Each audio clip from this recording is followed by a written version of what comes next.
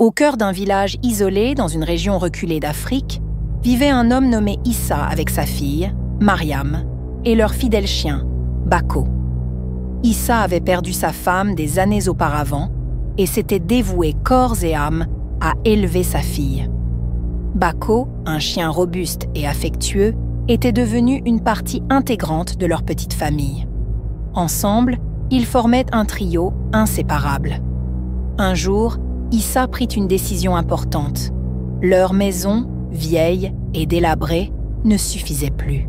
« Mariam, il est temps que nous déménagions », dit-il à sa fille un soir. « Mais papa, où allons-nous aller ? Je ne veux pas quitter cet endroit », répondit Mariam, une pointe d'inquiétude dans la voix. Issa, déterminé, répondit « J'ai trouvé une maison dans la périphérie.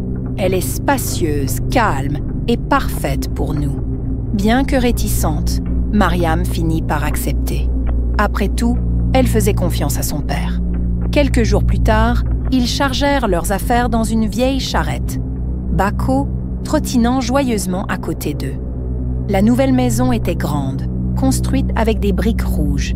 Elle se trouvait en bordure d'une forêt dense, avec une cour arrière envahie par la végétation. Pourtant, quelque chose dans l'air semblait pesant. « Tu vois, Mariam ? Ici, nous serons heureux », déclara Issa en observant leur nouveau foyer. « Oui, papa », répondit-elle, bien qu'elle ne pouvait s'empêcher de frissonner légèrement en regardant les ombres projetées par les arbres. Les premiers jours furent tranquilles. La famille s'installa dans une routine et Mariam commença même à s'attacher à cet endroit. Mais un soir, alors que le soleil se couchait, Bako, qui jouait près de la route, fut percuté par un camion. Le choc fut terrible.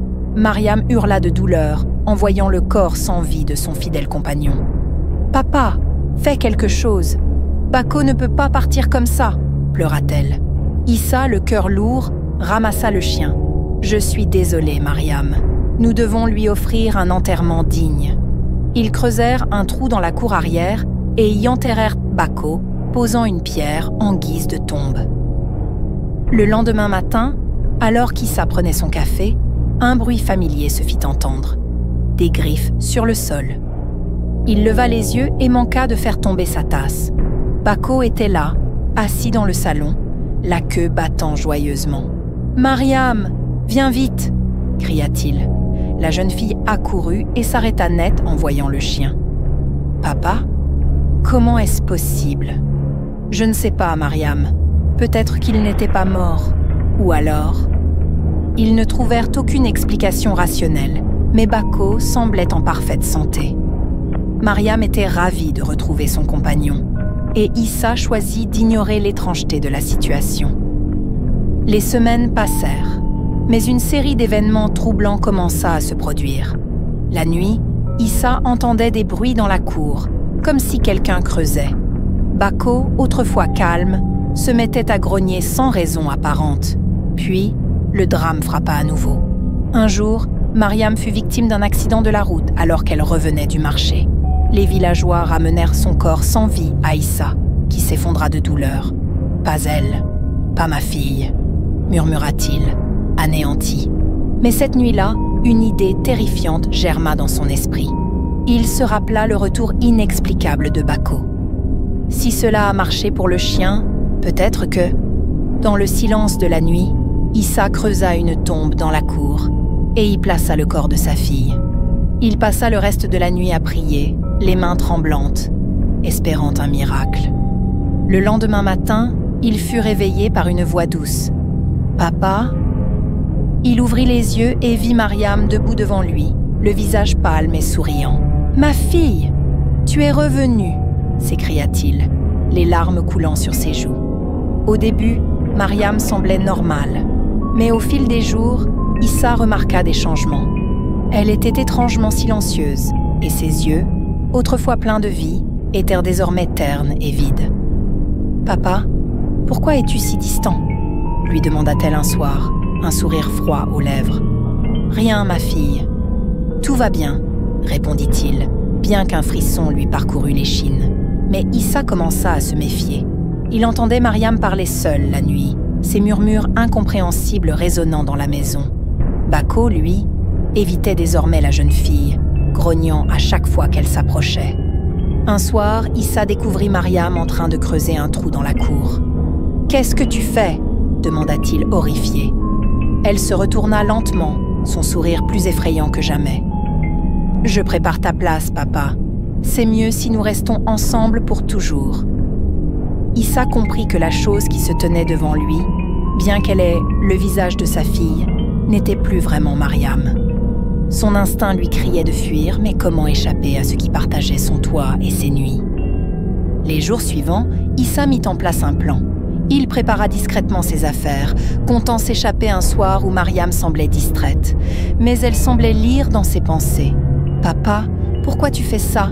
demanda-t-elle un soir, en apparaissant soudain derrière lui. Issa sursauta, ses mains tremblantes. « Faire quoi, ma fille? Je ne comprends pas. » Mariam le fixa, un sourire glacial déformant son visage. « Tu veux partir, mais tu ne peux pas. Nous sommes liés maintenant. Tu m'as ramené, et je t'en remercie. Mais tu dois rester avec moi. Pour toujours. » Issa tenta de garder son calme. « Mariam, je fais ça pour toi. Si je m'éloigne, c'est pour te protéger. » Mais Mariam éclata de rire, un son creux et glaçant qui résonna dans toute la maison. « Protéger? Papa, tu ne comprends toujours pas. Ce n'est pas toi qui dois me protéger. C'est moi qui dois te guider, comme tu l'as fait pour moi. C'est à ton tour maintenant. » Cette nuit-là, Issa attendit que Mariam s'endorme pour tenter de fuir. Il attrapa un sac contenant quelques provisions, ouvrit doucement la porte et sortit dans l'obscurité.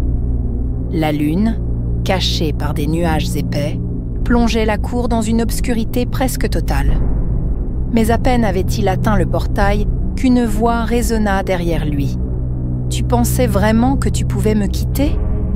Il se retourna et vit Mariam debout sous un arbre, la lumière blafarde d'un éclair illuminant son visage. Ses yeux étaient vides, mais ils brillaient d'une lueur sinistre. « Papa, je t'ai dit que nous devions rester ensemble. Pourquoi veux-tu toujours partir ?» Issa recula, tremblant. « Mariam, s'il te plaît, je suis désolée. Je voulais juste aller chercher de l'aide. » Elle s'approcha lentement, chaque pas résonnant comme un coup de marteau dans le silence de la nuit. « Il n'y a pas d'aide, papa. Il n'y a que nous.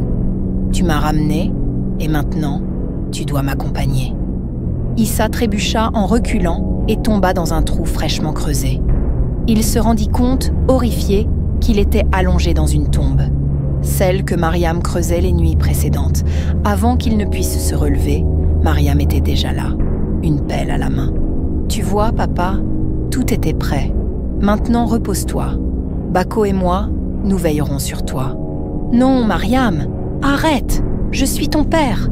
hurla Issa, essayant désespérément de sortir. Mais Mariam était incroyablement forte. Elle commença à jeter des pelletées de terre sur lui, ses mouvements mécaniques et impitoyables. « Ne t'inquiète pas, papa, » dit-elle avec une voix douce et terrifiante. « Quand tu te réveilleras, tout ira mieux.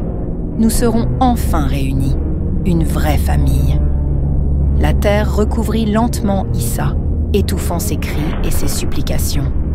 Sa dernière vision fut le visage de Mariam penché au-dessus de lui, une expression de calme presque apaisant sur ses traits. Personne dans le village ne revit Issa, Mariam ou même leur chien. Des semaines plus tard, des rumeurs commencèrent à circuler.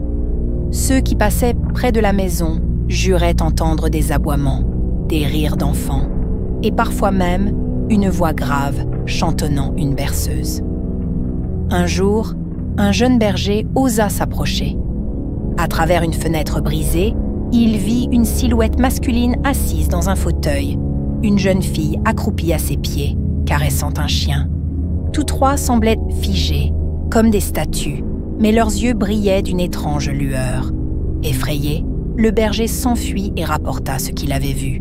Depuis, plus personne n'osa approcher la maison, qui fut peu à peu envahie par les herbes et les arbres.